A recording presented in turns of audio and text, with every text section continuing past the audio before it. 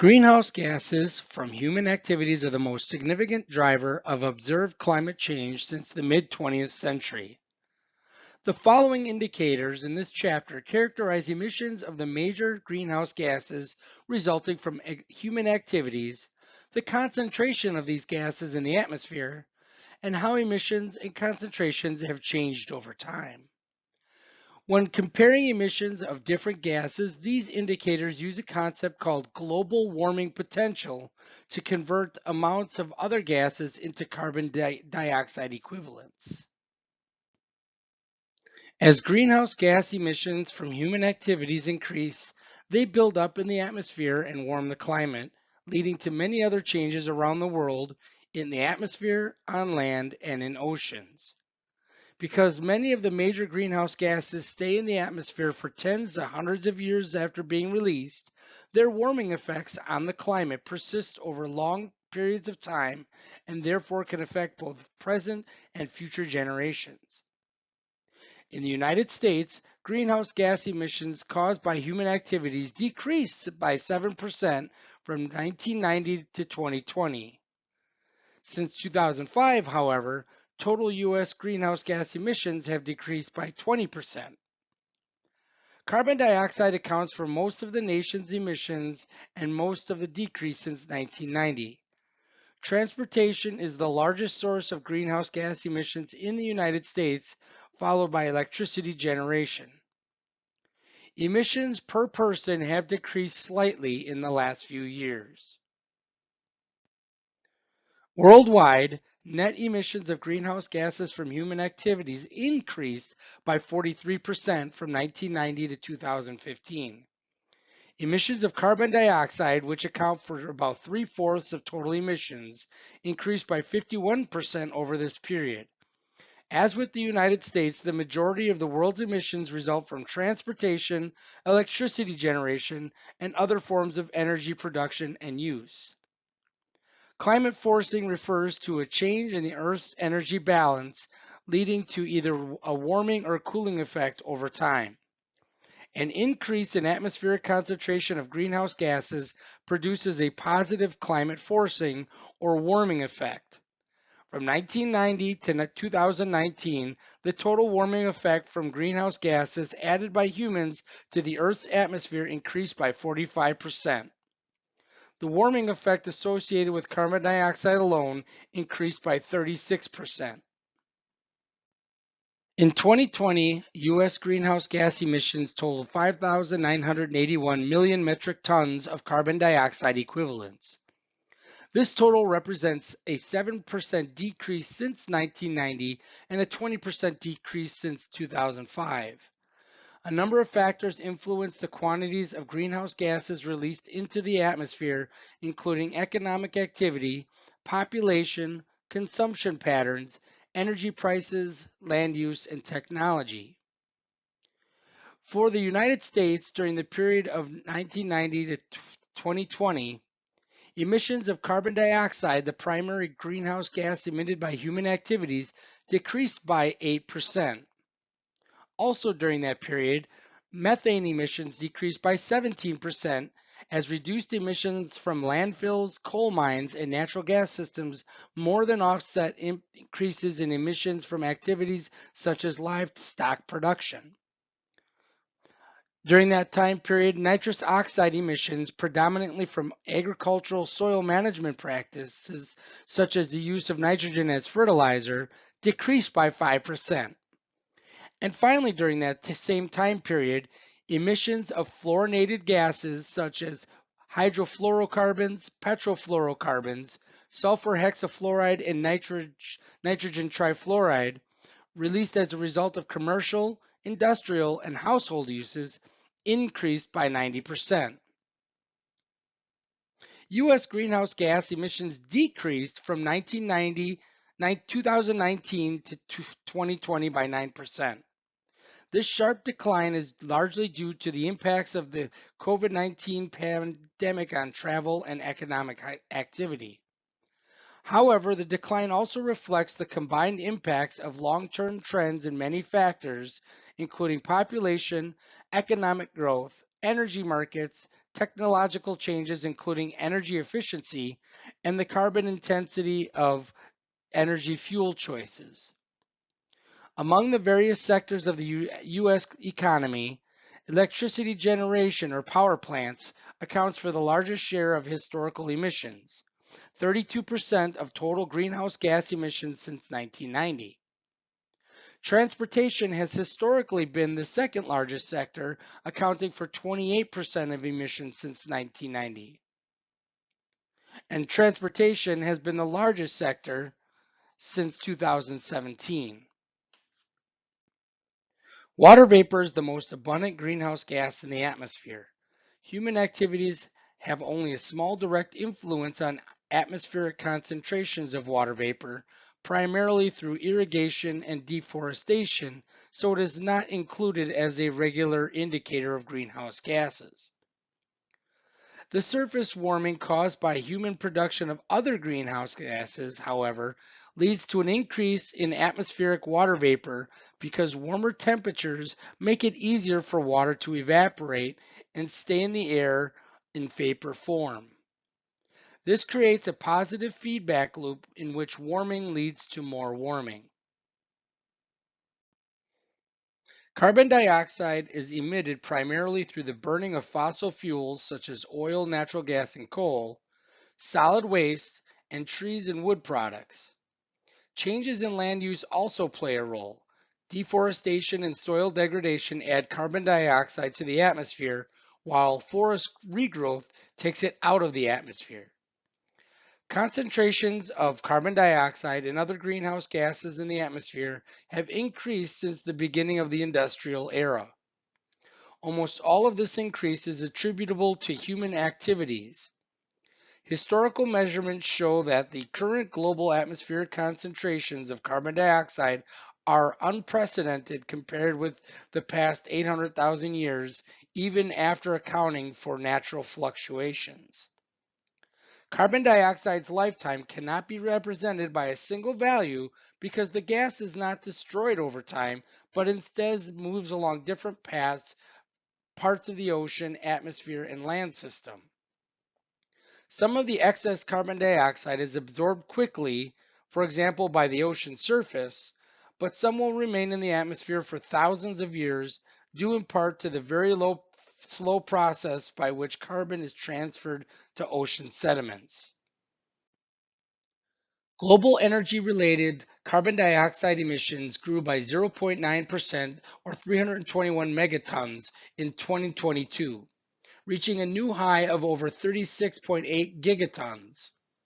Following 2 years of exceptional oscillations in energy use and emissions caused in part by the COVID-19 pandemic, last year's growth was much slower than 2021's rebound of more than 6%. Emissions from energy combustion increased by 423 megatons, while emissions from industrial processes decreased by 102 megatons.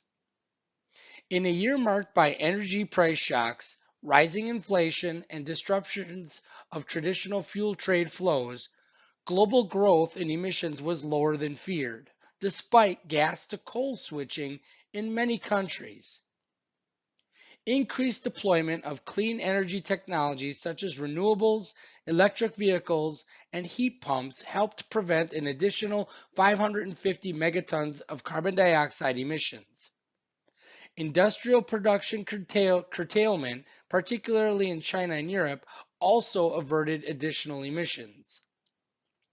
Last year's increase follows 2 years of exceptional oscillations in energy-related emissions. Emissions shrank by more than 5% in 2020 as the COVID-19 pandemic cut energy demand. In 2021, emissions rebounded past pre-pandemic levels, growing more than 6% in tandem with economic stimulus and the rollout of vaccines. Human activities have affected the land, oceans, and atmosphere, and these changes have altered global climate patterns. Burning fossil fuels, releasing chemicals into the atmosphere, reducing the amount of forest cover, and the rapid expansion of farming, development, and industrial activities are releasing carbon dioxide into the atmosphere and changing the balance of the climate system. The combustion of fossil fuels such as gasoline and diesel to transport people and goods was the largest source of carbon dioxide emissions in 2020, accounting for about 33% of total U.S. carbon dioxide emissions and 26% of total U.S. greenhouse gas emissions. This category includes domestic transportation sources such as highways and passenger vehicles, air travel, marine transportation, and rail. In 2021, total U.S. electricity net generation by utility scale electric power plants of about 4.11 trillion kilowatt hours from all energy sources resulted in the emission of about 1.65 billion metric tons of carbon dioxide. This equaled about 0.855 pounds of carbon dioxide emissions per kilowatt hour. Emissions from electricity generation vary by type of fuel and energy source and by type of efficiency of electric power plants. The amount of carbon dioxide produced per kilowatt hour during any period of time will vary according to the sources of electricity supplied to the electric power grid during that time.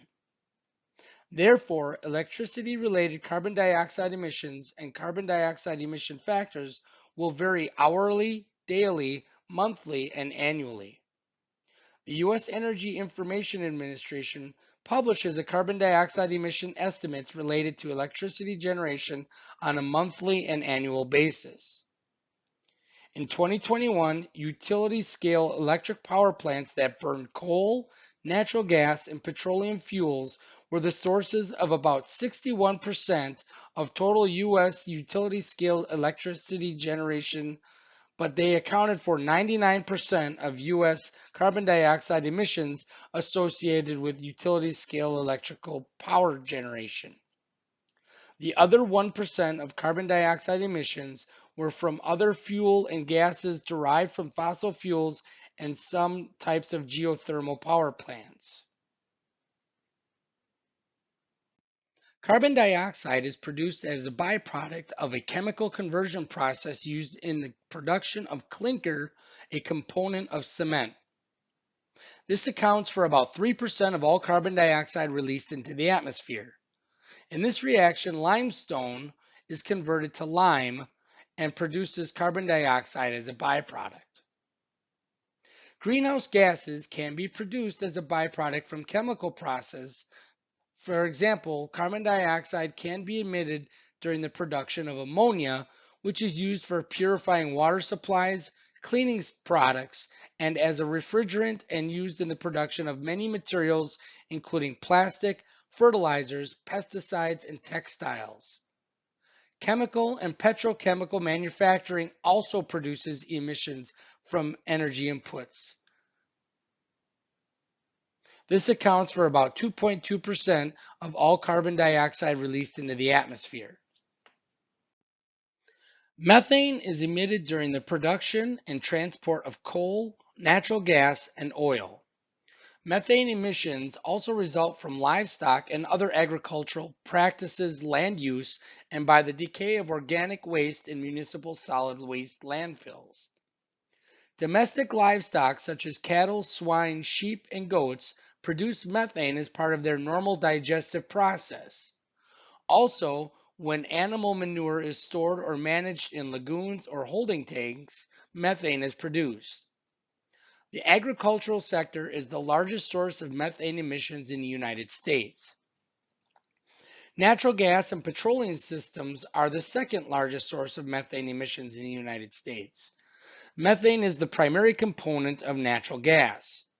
Methane is emitted to the atmosphere during the production, processing, storage, transmission, and distribution of natural gas and the production, refinement, transportation, and storage of crude oil.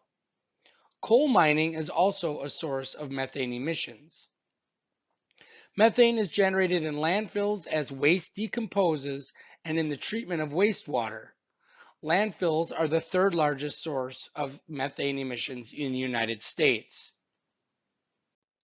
In 2021, methane accounted for 12% of all U.S. greenhouse gas emissions from human activities. Human activities emitting methane include leaks from natural gas systems and the raising of livestock. Methane is also emitted by natural sources such as termites. In addition, natural processes in soil and chemical reactions in the atmosphere help remove methane from the atmosphere. Methane's lifetime in the atmosphere is much shorter than carbon dioxide, but methane is much more efficient at trapping radiation from the sun than carbon dioxide. Pound for pound, the comparative impact of methane is 28 times greater than carbon dioxide over a 100-year period. Nitrous oxide can result from various agricultural management activities, such as application of synthetic and organic fertilizers and other cropping practices, the management of manure, or burning of agricultural residues. Agriculture soil management is the largest source of nitrous oxide emissions in the United States, accounting for about 74% of the total U.S. nitrous oxides emissions in 2020. Nitrous oxide is emitted when fuels are burnt. The amount of nitrous oxide emitted from burning fuels depends on the type of fuel and combustion technology, maintenance, and operating practices. Nitrous oxide is generated as a byproduct during the production of chemicals such as nitric acid, which is used to make synthetic commercial fertilizer, and in the production of adipic acid, which is used to make fibers like nylon and synthetic products. Nitrous oxide is also generated from treatment of domestic wastewater during nitrification and denitrification of the nitrogen present, usually in the form of urea, ammonia, and proteins.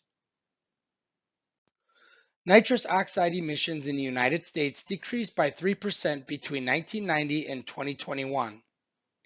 During this time, nitrous oxide emissions from mobile combustion decreased by 56% as a result of criteria pollutant emission standards for on-road vehicles.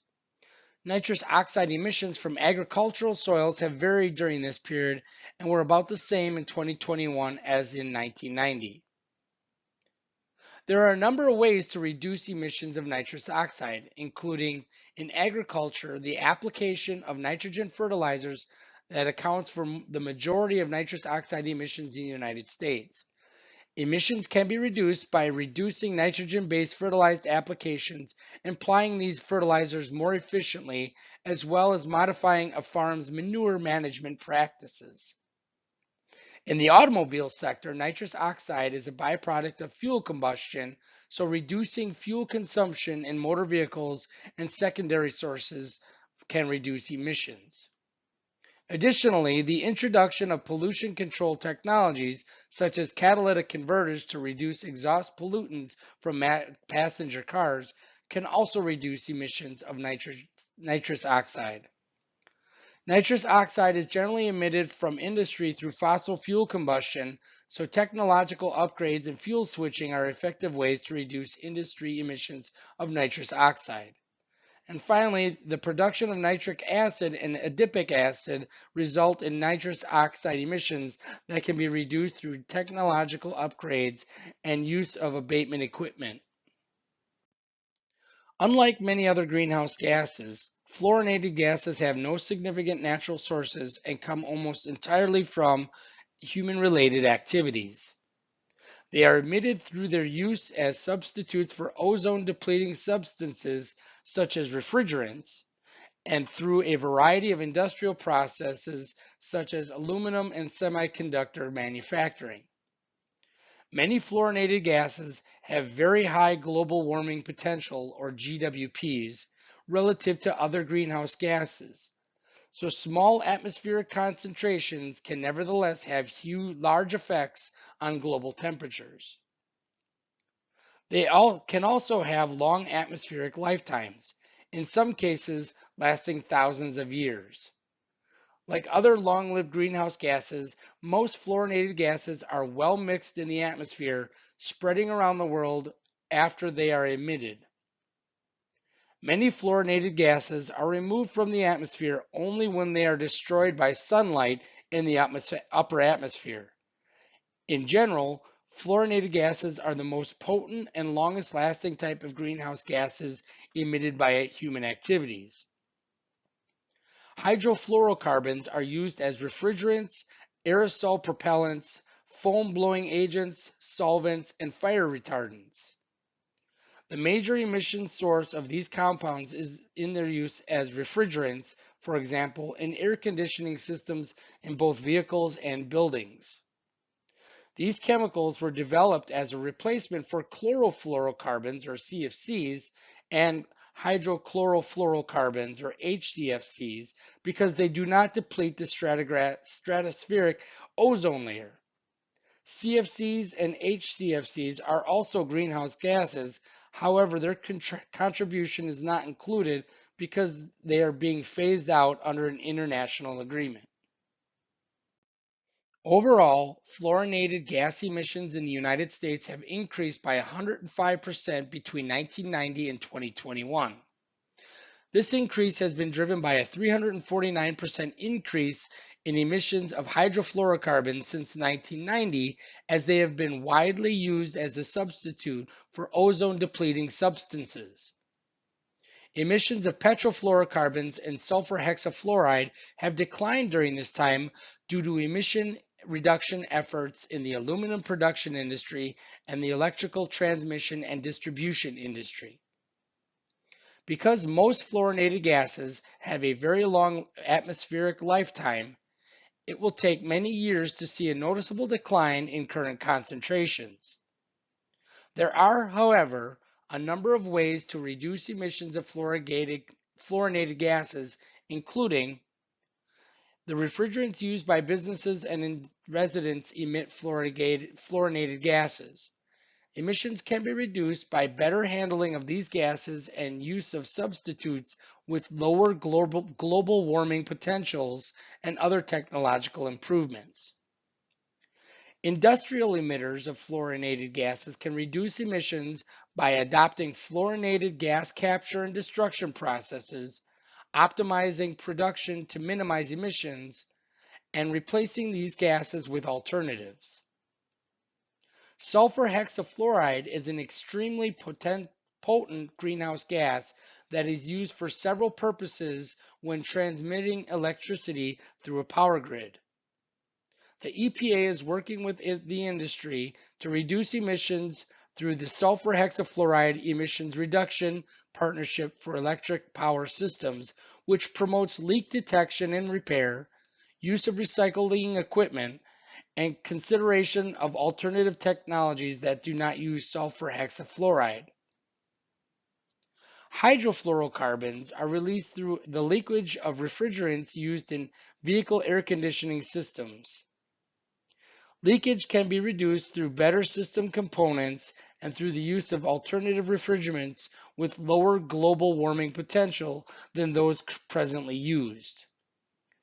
The Environmental Protection Agency's light-duty and heavy-duty vehicle standards provides incentives for manufacturers to produce vehicles with lower hydrofluorocarbon emissions. We will now take a look at carbon sinks, which are natural, as in oceans and forests, and artificial deposits that absorb and capture carbon dioxide from the atmosphere and reduce its concentration in the air. Forests sequester carbon by capturing carbon dioxide from the atmosphere and transforming it into biomass through photosynthesis. Sequestered carbon is then accumulated in the form of biomass, deadwood, litter, and in forest soils.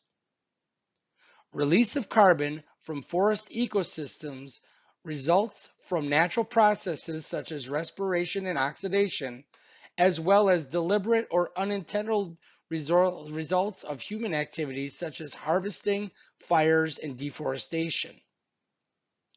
The contribution of forests to carbon cycles has to be evaluated taking into account the use of harvested wood, for example, wood products storing carbon for a certain period of time, or energy generation releasing carbon in the atmosphere. In cases where the net balance of carbon emissions by forests is negative, that is, carbon sequestration prevails, Forests contribute to mitigating carbon emissions by acting both as a carbon reservoir and a tool to sequester additional carbon. In cases when the net balance of carbon emissions is positive, forests contribute to enhancing greenhouse effect and climate change. Forests and their role in the carbon cycle are affected by changing climate conditions. Evolutions in rainfall and temperature can have either damaging or beneficial impacts on forest health and productivity, which are very complex to predict. Depending on circumstances, climate change will either reduce or increase carbon sequestration into forests, which causes uncertainty about the extent to which the world's forests will be able to contribute to climate change mitigation in the long term. Forest management activities have the potential to influence carbon sequestration by stimulating certain processes and mitigating effects of negative factors. The oceans are also carbon sinks. The process is known as an ocean carbon pump. It is composed of two components, a biological pump, which transfers surface carbon towards the seabed via the food web where it is stored in the long term, and the physical pump, which results from ocean circulation. In the polar regions, more dense water flows towards the deep sea, dragging down dissolved carbon. Actually, in high latitudes, water stores carbon dioxide more easily because low temperatures facilitate atmospheric carbon dioxide dissolution. It is difficult to determine the amount of carbon stored by these mechanisms, but it is estimated that the ocean concentrates 50 times more carbon than the atmosphere.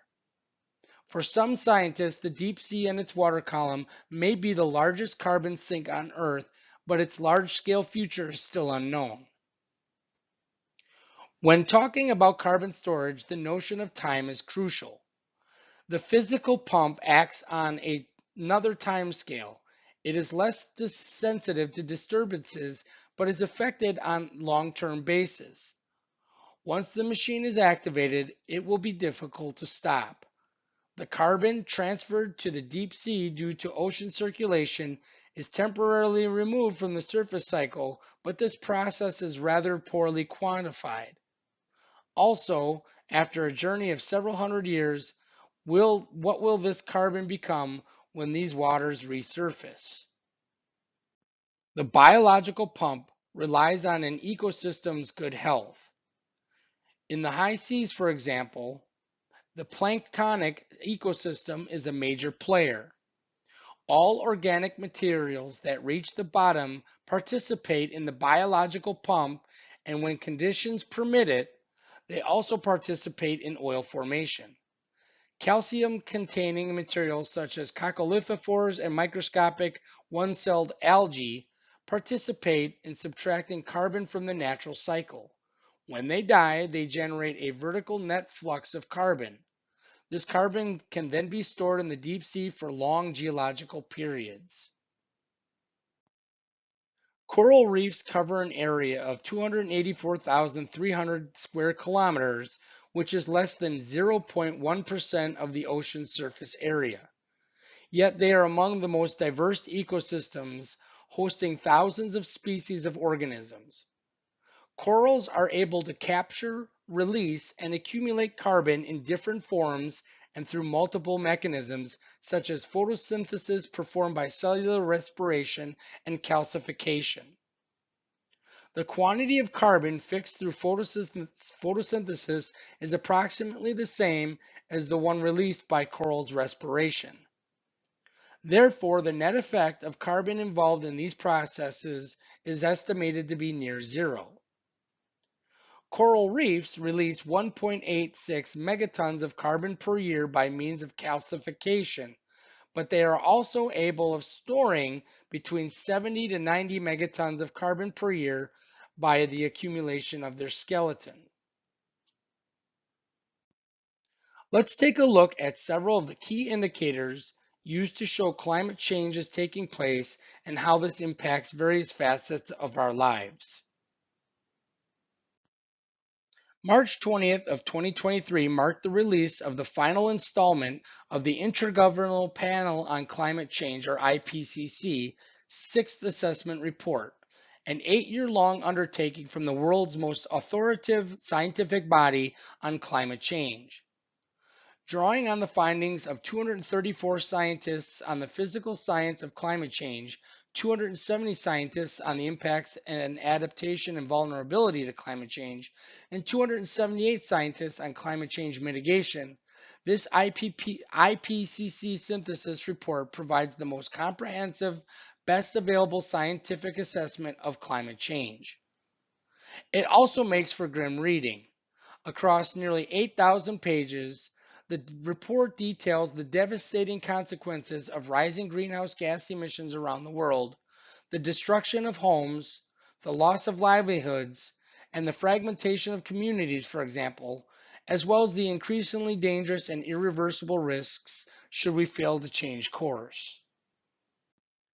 The IPCC report also offers hope, highlighting pathways to avoid these intensifying risks. It identifies readily available and, in some cases, highly cost-effective actions that can be undertaken now to reduce greenhouse gas emissions, scale up carbon removal, and build resilience. While the window to address the climate change crisis is rapidly closing, the IPCC affirms that we can still make a secure, safe, livable future. There are 10 key findings from the IPCC report. First, human-induced global warming of 1.1 degrees Celsius has spurred changes to the Earth's climate that are unprecedented in recent human history. 2, climate impacts on people and ecosystems are more widespread and severe than expected, and future risks will escalate rapidly with every fraction of a degree of warming.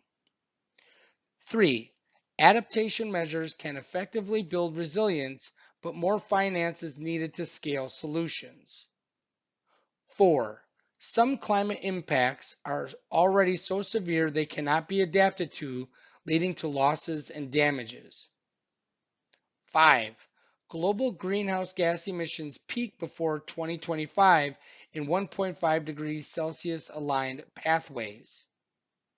6, the world must rapidly shift away from burning fossil fuels, the #1 cause of the climate crisis. 7, we also need urgent system-wide transformations to secure a net zero climate resilient future. 8, carbon removal is now essential to limit global temperature rise to 1.5 degrees Celsius. 9, climate finance for both mitigation and adaptation must increase dramatically this decade. And finally, 10, climate change, as well as our collective efforts to adapt and mitigate it, will exacerbate inequality should we fail to ensure a just transition. Because of human-driven increased levels of carbon dioxide in the atmosphere, there is more carbon dioxide dissolving in the ocean. The ocean's average pH is now around 8.1, which is basic or alkaline, but as the ocean continues to absorb more carbon dioxide, the pH decreases and the ocean becomes more acidic. Ocean acidification is already impacting many ocean species, especially organisms like oysters and corals that make hard shells and skeletons by combining calcium and carbonate from the seawater.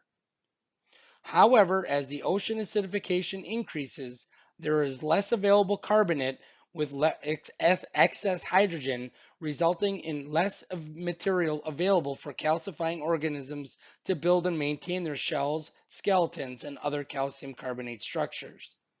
If the pH gets too low, shells and skeletons can even begin to dissolve. Increased ocean temperature caused by climate change is the leading cause of coral bleaching. When water is too warm, corals will expel algae living in their tissues, causing the coral to turn completely white, known as coral bleaching. When a coral bleaches, it is not dead. Storm-generated precipitation can rapidly dilute ocean water, and runoff can carry pollutants These can bleach nearshore corals. Corals can survive a bleaching event, but they are under more stress and are subject to mortality. Phenology is a key component of life on Earth. Many birds time their nesting so that eggs hatch when insects are available to feed nestlings. Likewise, insects' emergence is often synchronized with leaf out in host plants. For people, earlier flowering means earlier allergies. Farmers and gardeners need to know the schedule of plant and insect development to decide when to apply fertilizers and pesticides and when to plant to avoid frosts. Phenology influences the abundance and distribution of organisms, ecosystem services, food webs, and global cycles of water and carbon. In turn, phenology may be altered by changes in temperature and precipitation. Changes in phenological events like flowering and animal migration are among the most sensitive biological responses to climate change. Across the world, many spring events are occurring earlier and fall events are happening later than they did in the past.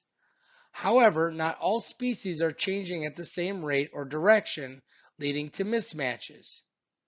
How plants and animals respond can help us predict whether their populations will grow or shrink, making phenology a leading indicator of climate change impacts. Greenhouse gas inventories are completed to better understand current greenhouse gas emissions and how best to reduce them. According to the U.S. Environmental Protection Agency, there are 7 steps to conducting a greenhouse gas inventory. While these steps were designed for inventories conducted by state and local governments, they are really suitable for any organization seeking to create a greenhouse gas inventory. 33 states have released a climate action plan or are in the process of revising or developing one. This includes 32 states that have released plans and 1 state that is updating its plan. Climate action plans generally include greenhouse gas emission reduction targets and detail actions the state can take to help meet those goals. The plans may also include additional components such as resilience strategies, clean energy targets, and economic and social goals. The individual characteristics of each state's economy, resource base, and political structure provide different opportunities for addressing climate change. Wisconsin released its Governor's Task Force on Climate Change report in December of 2020. The plan includes policy recommendations to help the state meet its goal of reducing greenhouse gas emissions between 26 and 28% below 2005 levels by 2025 and achieving 100% carbon-free electricity by 2050. Key aspects of the plan include creating an Office of Environmental Justice, expanding focus on energy program funding, supporting electrical vehicle infrastructure, and avoiding all new fossil fuel infrastructure. Wisconsin released a previous climate plan in 2008. There is a long history of religious thinking and attention to the role of humans as stewards of the earth and the environment. The theological underpinnings for an evangelical environment network stem from the idea that God created earth and humans, therefore, God's children have a responsibility to take care of his creations. Previous research has found that religion influences many aspects of lifestyle that affect the environment.